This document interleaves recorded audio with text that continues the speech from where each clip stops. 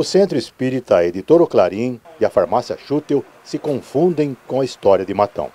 Responsável pelos empreendimentos ousados e inovadores para a época, estamos falando em 1905, Caibar Schutel deixou um legado de dedicação ao propósito que transformou a sua vida e do lugar que ele escolheu para viver. Caibar Schutel lançou mais que um jornal, tanto que a casa onde ele viveu e trabalhou para a difusão da doutrina espírita no Brasil foi transformada em memorial.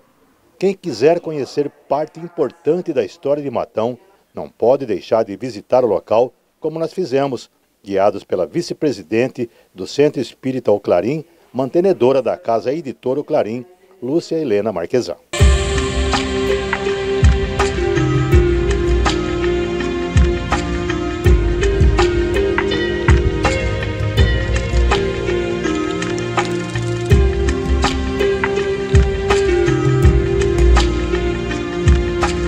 15 de agosto é uma data muito importante para Matão e para toda a sua história, porque em 15 de agosto, há 119 anos, era lançado o primeiro exemplar do jornal O Clarim. Estamos aqui com a Lúcia Helena Marquesan, ela é vice-presidente do Centro Espírita O Clarim, onde funciona também a Editora O Clarim e todo o complexo, né, de O Clarim, fundado lá para o Caibar Schutel. Lúcia Helena, nós fizemos um tour, né, por esse complexo que eu diria, né, é uma data muito importante hoje, né, falando do jornal, falando da revista que são editados aqui e também do Centro Espírita e desse local em especial, né, o Memorial a Caibar Schutel, foi aqui, né, nesse local que nós estamos, onde foi gestada, né, a primeira edição do jornal, né? Com certeza. Então, eu felicito a todos e realmente hoje é um dia de muita alegria para todos nós, porque tudo aconteceu, né, por causa de Caibar Schutel. Ele, nesse dia, ele já tinha estudado a doutrina espírita e ele não quis guardar só para si todo esse conhecimento. Então, ele fundou em julho de 1905 o Centro Espírita Clarim, que está aqui até hoje, faz parte desse complexo, e no dia, um mês após, ele fundou, no dia 15 de agosto de 1905, o primeiro jornal, O Clarim. Ele lançou o primeiro jornal, O Clarim, Jornal Espírita. Por quê? Para que ele colocasse todo o conhecimento que ele adquiriu com a doutrina espírita, que compartilhasse com todos os outros que tinham tantas dúvidas também sobre a vida, sobre o que nós somos, o porquê estamos aqui e para onde vamos. Essas são as perguntas que todos se fazem, né? E que ele as fazia naquela época. E ele já fazia naquela época e não conseguia respostas de jeito nenhum. Então, isso abriu tanto a mente dele que ele ficou encantado. Então, ele fundou o Centro Espírita, um mês depois fundou o Jornal O Clarim e 20 anos depois ele fundou a Revista Internacional de Espiritismo. Tudo isso para participar, todo o conhecimento que ele adquiriu e toda a leveza que ele conseguiu com o entendimento mais profundo da vida. Nós fizemos uma visita ali na biblioteca, né? E ali são vários autores, inclusive livros que foram, né, editados por ele, mas não foram psicografados, né? São todos de autoria dele, né? Sim, são, quando ele estudou o Livro dos Espíritos de Allan Kardec, ele começou, cada parte do Livro dos Espíritos, ele foi esmiuçando de uma forma mais simplificada para que as pessoas pudessem entender mais fácil. E depois, ao estudar novamente o Livro dos Espíritos, ficasse tudo mais simples, o entendimento de tudo que estava escrito ali. Então, ele tem todas as explicações dele para cada parte do Livro dos Espíritos. Ele fez um livro, isso parte do conhecimento dele. E depois nós temos vários outros livros que foi Caibar Espírito. Foram através da mediunidade, ele escreveu muitos outros livros e continua escrevendo ainda. E nós temos muitos outros também, de outros autores, ou mediúnicos ou não, mas sempre referente à doutrina espírita, que vem agregar, né, o conhecimento a mais. Serena, estamos aqui nesse local onde foi editado o primeiro jornal, o Clarim, né? Sim. E era a casa de Caibar também, que era proprietária de uma farmácia que fica aqui na esquina, que é a farmácia Schuttel, né? Farmácia Schuttel. Então, esta sala especificamente, ele reservou da casa dele, que é a sala da frente que dava para a rua, ele reservou para preparar, fazer toda a editoração do jornal. E fazer uma editoração de jornal na época não era fácil, porque era tudo com... Tipos, era tipografia. Então, tinha que ter uma pessoa que montava linha por linha, e é um negócio assim... Artesanal. Artesanal. E convido vocês a virem aqui no memorial, porque nós temos essa explicação toda, os tipos, então vocês vão reviver essa época. Inclusive a máquina, né, que imprimia.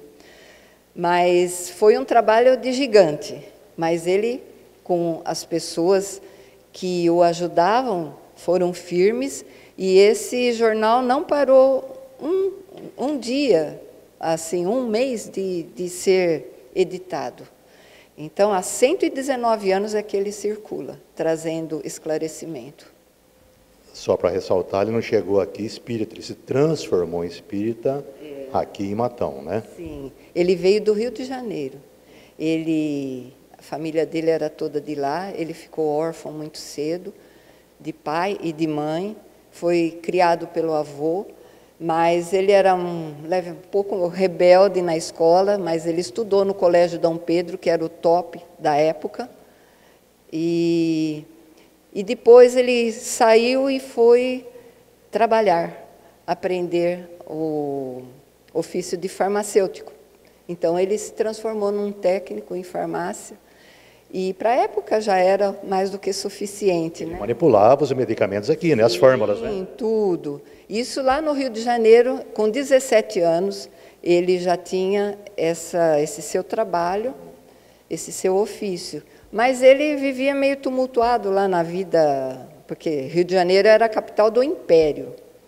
E ele começou a ficar com a saúde meio fraca, com risco de pegar tuberculose, que era uma doença muito comum da época.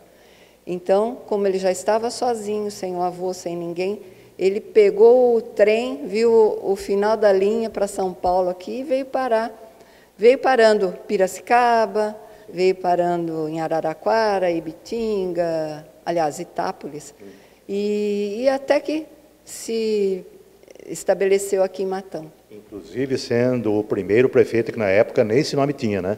Então, aqui era... Era um intendente, né? Era um intendente, mas quando ele chegou aqui não era nem município, não era nada, e ele lutou muito com o conhecimento dele, ele lutou muito para conseguir, e conseguiu que Matão se tornasse um município. Aí elegeram ele como intendente.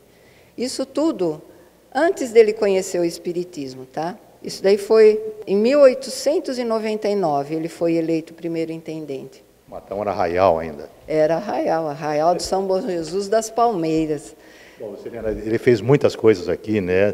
Teve participação importante também na construção, né, da fundação da Santa Casa, na manutenção da Associação São Vicente de Paula. Ele, inclusive... Foi muito importante para a história de Matão. Foi.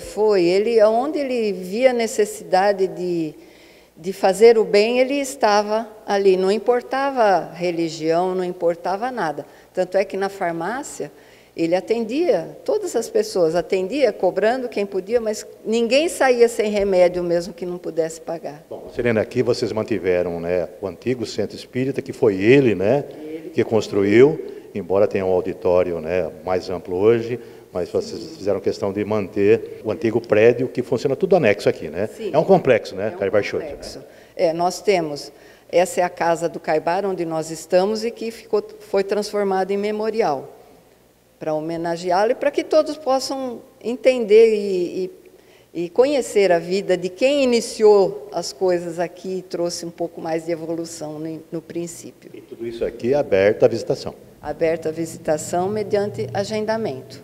É só ligar aqui na editora O Clarim, que nós marcamos uma data, pode ser até final de semana, que a gente se ajusta, porque são todos voluntários que acompanham. Aqui está a história de Matão, né? Está a história de Matão, está, realmente está. Lucilena, o que vocês programaram então para essa semana? Me parece que tem uma palestra importante, né? Para marcar os 119 anos, né, de lançamento da primeira edição do O Clarim. Sim, nós tivemos aqui, foi na terça-feira, no dia 13, porque é o dia da nossa palestra pública. Então, nós trouxemos uma grande amiga nossa e do Espiritismo, divulgadora, Heloísa Pires. Ela é filha do professor Herculano Pires, que fez uma ótima tradução do Livro dos Espíritos para o português, por isso ele é muito conhecido. Lucilena, quem passa ali pela praça, vê o busto de Cabarchute ali, né? E não conhece a história, não faz ideia de quem foi esse homem e a importância que ele teve para Matão, independentemente da doutrina, né, que ele professasse e professa. Ele foi realmente um desbravador. E ali o busto foi uma homenagem que quiseram fazer para ele. E está ali para todos conhecerem, mas venham conhecer aqui o memorial, que aí a história se completa, né? Para terminar então, Lucilena, para comemorar essa data, né, 119 anos, né, ano que vem 120, uma data mais redonda, qual a importância que você vê que o Cabarchute teve, não só para a doutrina espírita, como para Matão, né, de uma forma geral, na construção desse município? Tá. Então, no pouco tempo que ele esteve na direção aqui politicamente como intendente, ele já traçou as diretrizes da cidade, porque a cidade era pequenininha, então deu para ele fazer um pré-mapeamento, né, como eles falam, um planejamento da cidade, fazendo as ruas e as avenidas tudo quadriculadas, né? E isso foi muito importante, porque a gente vê hoje a cidade não é uma cidade sufocada, né? Ela, espremida, né? Ela tem as ruas largas, então deu oportunidade de expandir. E essa cabeça que ele tinha já de viver numa capital de império, ele já trouxe para cá, então nós fomos realmente privilegiados. E depois ele, como comerciante, né, com a farmácia, ele ajudou na associação comercial, fundou a associação comercial, ajudou a fazer acontecer o hospital de caridade, que tem hoje, é o único, né, até hoje, e muitas outras coisas que ele veio ajudar também a nossa, espiritualmente, né, o nosso conhecimento de vida longa, vida eterna. Belo legado e deixou uma bela herança. Com certeza. E a responsabilidade é grande para a gente fazer, continuar tudo. É isso mesmo. Mas a gente agradece muito a ele, né? E a gente não é nem um fiozinho de cabelo do que ele foi. Mas ele é o exemplo, é o nosso modelo.